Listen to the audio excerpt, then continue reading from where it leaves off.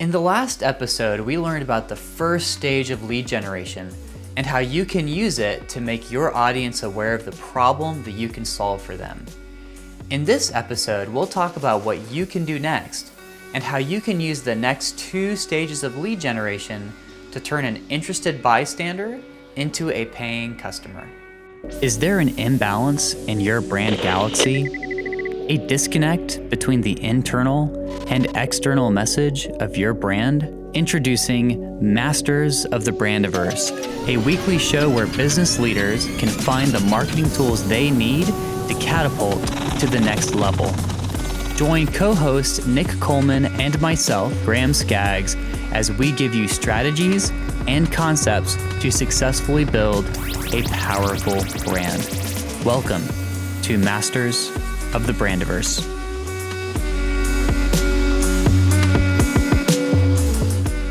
Be sure to like and subscribe to our channel. And if you like what you hear, leave us a comment below.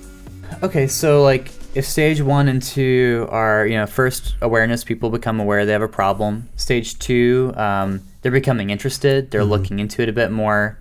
Stage 3 would be prospecting or prospecting, looking around, trying to decide if this is the right pick for me. So an example of using a tool at this stage would be like a webinar, an in-person meeting, a consultation, a phone call. This is where you're really driving home why the customer should pick you by giving them more value and information and time. Yeah, you're showing your expertise. So would you say that the research phase would be more of the customer is looking into it, and then this next stage of prospecting would be more like, you're setting up a meeting with them. It's the first time you have a real person-to-person conversation, or or they register for a newsletter or webinar or something. Yeah, I mean, yes. So basically, if we use an analogy of a house, if I'm looking to buy a house, I'm doing research on different homes.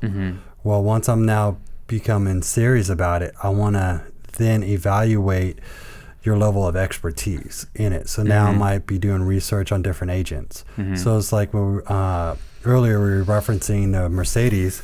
Yeah. Well, I'm going to be looking up at different dealerships to see which one is going to possibly give me the best deal, the best experience, which one's going to be expert level at this. So now this is where your reviews are really important, because again, you need to demonstrate it that you can that you're an expert at that particular industry. That's where the webinars come in, because now I'm going to watch a webinar series on you, and I'm going to go, oh wow, this person really knows what they're talking about.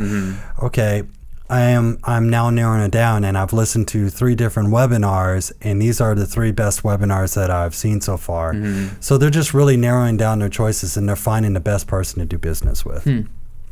That makes a lot of sense. And I think there's some businesses that need this sort of phase more than others. So for example, if you are looking for a business consultant, that webinar is crazy valuable, right? That's the time where you can prove that you're an expert in your field and give a lot of free value to them first.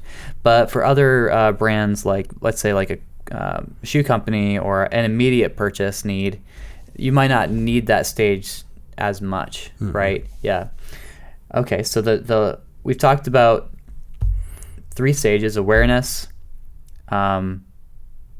research, prospecting. I think at this point, if you've gone through all those stages, you're getting pretty close to pretty much a purchase. You're kind of all those steps are leading ultimately to the thing that makes your business work, which is the customer has made a purchase, right? And now they're a fan. What would be an example of good and bad lead generation strategies? What if we just boil this all down to one thing? Okay. It all boils down to how you nurture somebody. So there's just so many different ways to get a lead. There's so many techniques that are out there. So many, whether it's social media, AdWords, et cetera, et cetera, et cetera. What it all boils down to is you got to have a strategy on how you're going to nurture these leads, Mm-hmm. because you can get leads all day, but how are you going to continue to build a relationship with them, right? So it's like how we went over the funnel. How are you nurturing that customer at each point of the funnel? How are you creating really engaging content? How are you giving them really great information that they need? How are you creating and designing the landing page, right? How are you nurturing them in order for them to eventually buy from you? It's even, how is your salesperson nurturing them? How are they talking to them on the phone? It all boils down to that one thing. Nurture, nurture, nurture. If you want to look at it like a parent, it's like your mom. What does someone who thinks fondly of their mom, the reason that they think of, or maybe their father, right? It all boils down to how they nurtured them.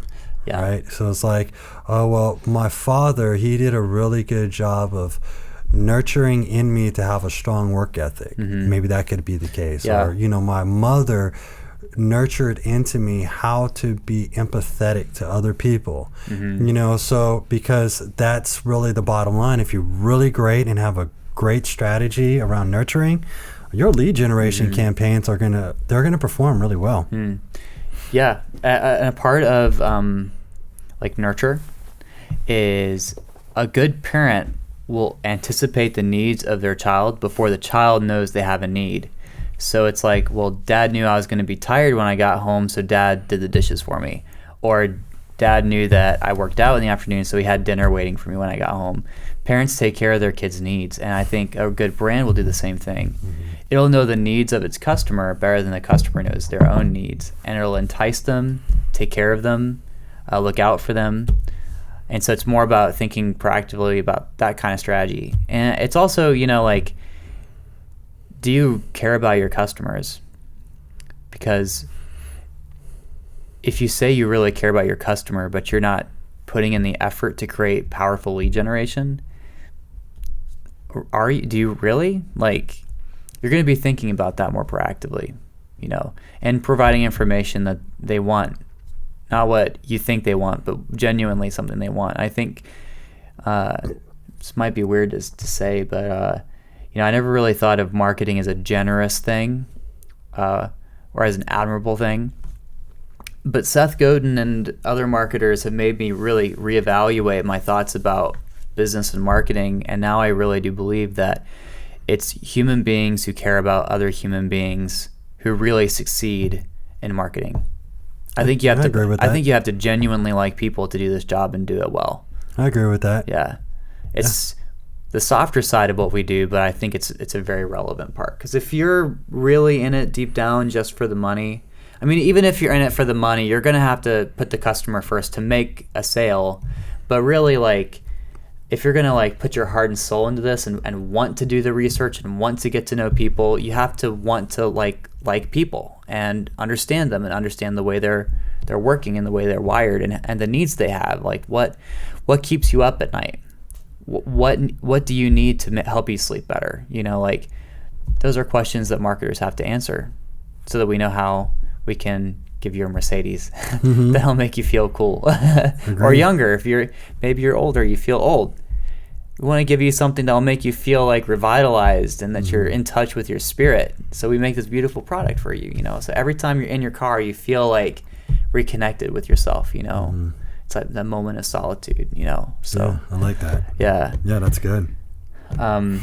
So I guess another thing would be an example of bad lead generation, because you brought this up the other day. We had a project we were working on for a client, and so I do video content for one of our clients for Facebook.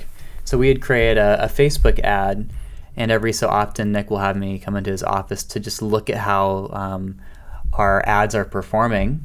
And he was like, well, we have this ad that's been doing pretty well, but what's happening is people are going from the ad to the website and people aren't spending any time on the website. What's going on? Well, what we realized is that the ad was advertising a product that the landing page wasn't talking enough about. So when people got to the landing page, there wasn't enough information. So an example of bad lead strategy would be creating a funnel that doesn't connect, right? or that doesn't have relevant information along the way, you know? So if you're like creating ads for a product, but you don't have landing pages to educate on that product, you're creating ineffective advertising and ineffective marketing, basically. I think that would be a good example of like maybe bad lead generation. I agree. Yeah. Well, this is where you were saying about anticipating their needs. Yeah. So you didn't anticipate that when they came to your website, they're going to want this type of information. And you didn't anticipate what kind of information they need in order to make a purchase. So that was a missed opportunity. Right. You didn't really think through the entire funnel and how you were going to nurture them. So yeah, that's a great example. Thanks for watching Masters of the Brandiverse. If you enjoyed this episode, hit the like button below and subscribe to our channel. In this episode, we learned about the research and engagement phases of lead generation and how you can use them to give your audience the emotional or rational ammunition they need to become a customer. In the next episode, learn about this often neglected phase of lead generation, post-purchase, and how you can use this phase to easily put more money in the bank.